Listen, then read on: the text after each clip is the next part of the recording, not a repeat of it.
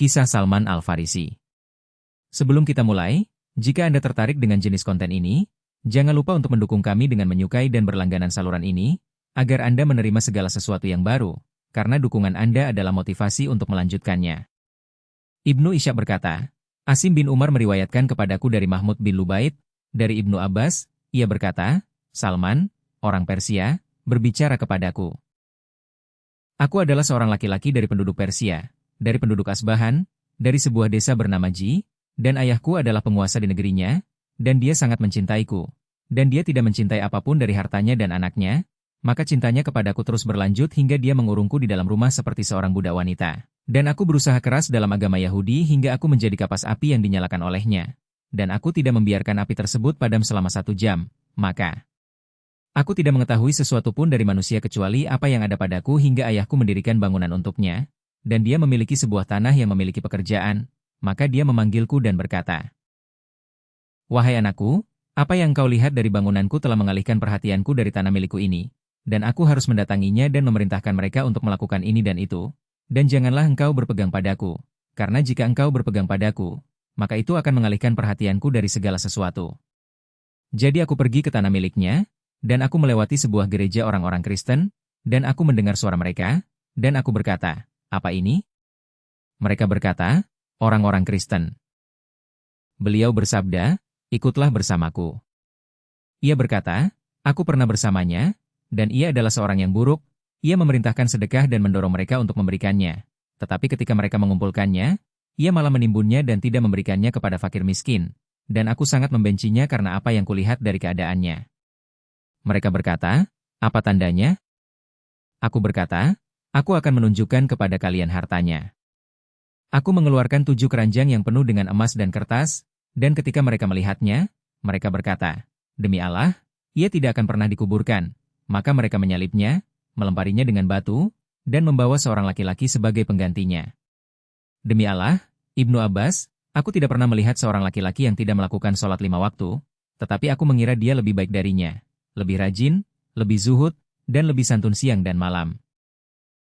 Nak, demi Allah, aku tidak mengenalnya kecuali di Mosul, maka pergilah ke sana dan engkau akan menemukannya dalam kondisi yang sama seperti aku. Ketika ia meninggal, aku mengikutinya ke Mosul dan mendapati ia dalam kondisi yang sama dalam hal ketekunan dan zuhud, maka aku berkata kepadanya, si Fulan telah merekomendasikan kepadamu. Ia berkata, tinggallah wahai anakku, dan aku tinggal bersamanya dengan keadaan yang sama dengan sahabatnya hingga wafatnya. Aku berkata, si Fulan telah merekomendasikan kepadamu, dan kamu telah sampai pada perintah Allah sebagaimana yang kamu saksikan, maka kepada siapakah kamu merekomendasikan? Ia menjawab, demi Allah, aku tidak mengenalnya kecuali seorang laki-laki di Tasbin. Ketika kami menguburkannya, aku mengikuti yang satunya lagi, dan aku tinggal bersamanya dalam keadaan yang sama dengan mereka, hingga ia meninggal dan merekomendasikan kepada seorang laki-laki dari Amuria di Romawi, maka aku mendatanginya dan mendapatinya dalam keadaan yang sama dengan mereka. Dan aku tinggal bersamanya dan bekerja hingga aku mendapatkan harta rampasan perang dan sapi-sapi, kemudian ia meninggal dan aku berbicara kepadanya, anakku, demi Allah, aku tidak tahu bahwa ada orang yang tersisa dalam kondisi yang sama seperti kita, tetapi waktunya telah tiba bagi seorang nabi untuk diutus dari tempat suci, dan hijrahnya akan berada di antara 2 pelabuhan, sebuah negeri padang pasir dengan pohon-pohon kurma, dan ada tanda-tanda di dalam dirinya yang tidak disembunyikan, dan di antara kedua pundaknya ada meterai kenabian. Dan dia makan hadiah dan tidak makan sedekah.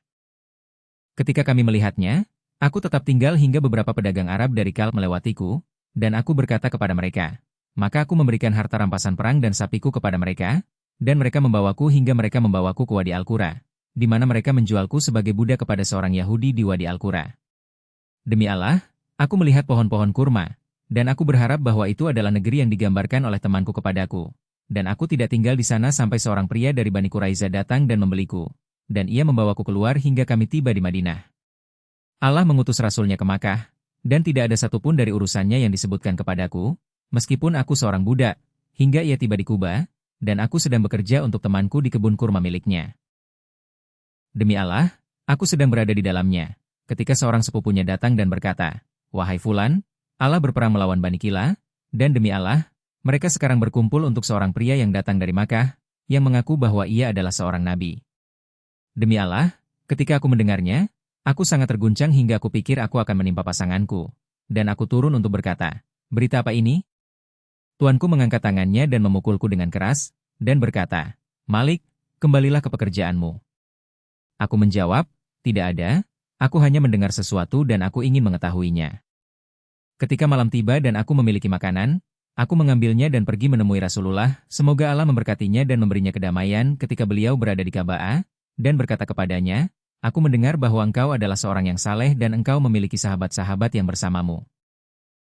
Aku mendengar bahwa engkau adalah seorang yang saleh dan engkau bersama orang-orang asing, dan aku memiliki sesuatu untuk disedekahkan, dan aku mengira bahwa engkau adalah orang yang paling berhak menerima sedekah di negeri ini, maka aku pun menyedekahkannya. Makanlah."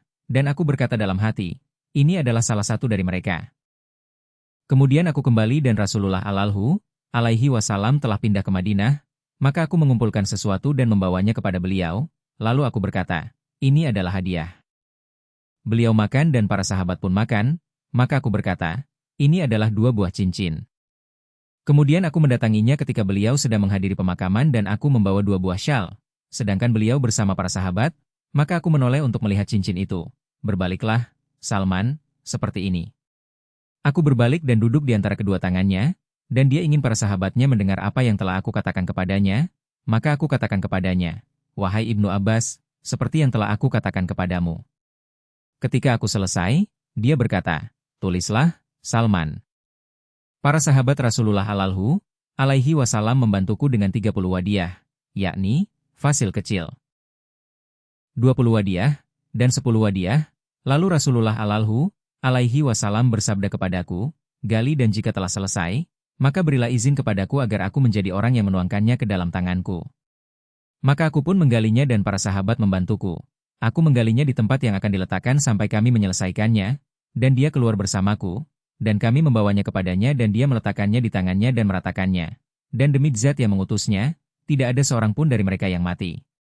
Kemudian datanglah kepadanya seorang laki-laki dari logam seperti telur emas, lalu ia berkata, "Di manakah orang Persia itu? Di manakah orang Persia itu?" Maka aku memanggilnya dan dia berkata, "Ambillah ini dan bayarlah hutangmu." Aku berkata, "Wahai Rasulullah, di manakah letaknya ini dalam kaitannya dengan hutangku?" Beliau berkata, "Allah akan membayarmu dengan ini." Dengan nafas Salman di tangannya, aku akan menimbang 40 ons dan membayarkannya pada mereka. Dan Salman pun dibebaskan. Perbudakan memenjarakanku hingga aku melewatkan perang Badar dan Uhud, kemudian aku menyaksikan Handak, dan kemudian aku tidak melewatkan satu adegan pun bersamanya. Jika Anda menyukai video ini atau merasa bermanfaat, jangan lupa untuk menekan tombol suka, berlangganan saluran ini, dan bagikan video ini kepada orang yang Anda cintai. Terima kasih atas dukungan dan dorongan Anda yang terus-menerus.